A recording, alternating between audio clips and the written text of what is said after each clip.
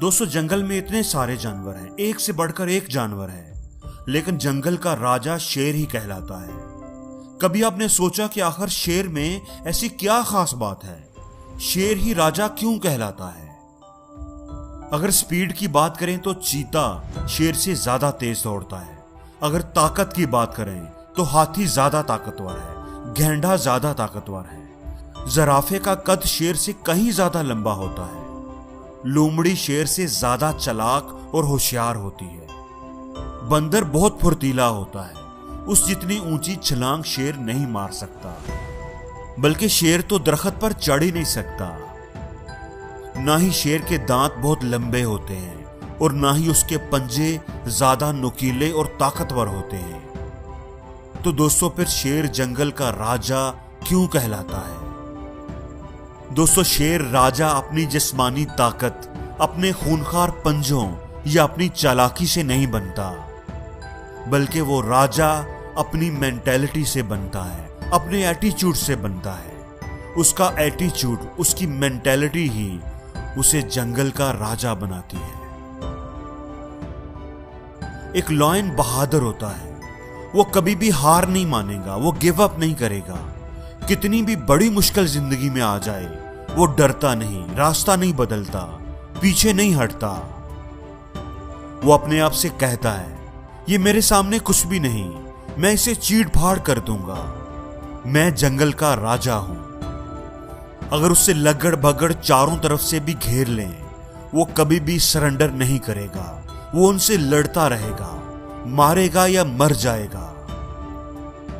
दोस्तों हो सकता है जिंदगी में आपका लगड़ बगड़ों से कभी सामना ना हो, लेकिन कुछ और तरह की मुश्किलों ने आपको जरूर घेर रखा होगा। आपको बिजनेस में लॉस हो गया हो, आपकी जॉब चली गई हो, आपके टारगेट्स पूरे नहीं हो रहे, बीवी के साथ झगड़ा चल रहा हो, आपके एग्जाम सर पे हो, एक के बाद एक मुश्किल आपकी जिंदगी में आ रही होगी, तो एक शेर की तरह बहादुरी से डटकर उनका सामना करना, कभी भी हार ना मानना, कभी भी उन मुश्किलों के आगे सर ना झुकाना।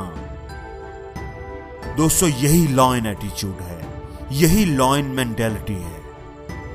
क्योंकि जो सर झुक जाते हैं वो काट दिए जाते हैं।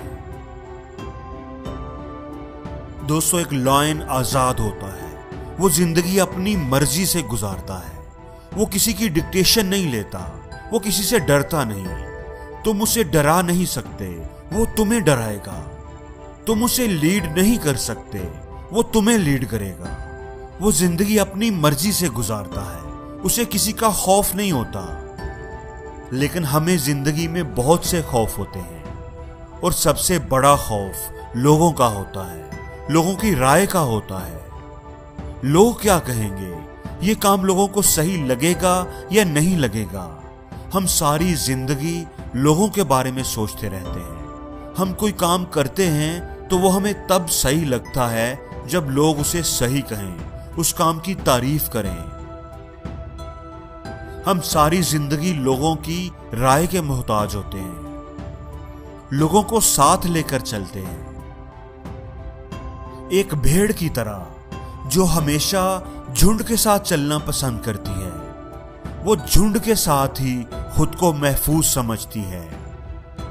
जबकि एक लॉयन हमेशा अकेला चलता है, उसे किसी का डर नहीं होता, किसी की जरूरत नहीं होती, वो आजाद होता है।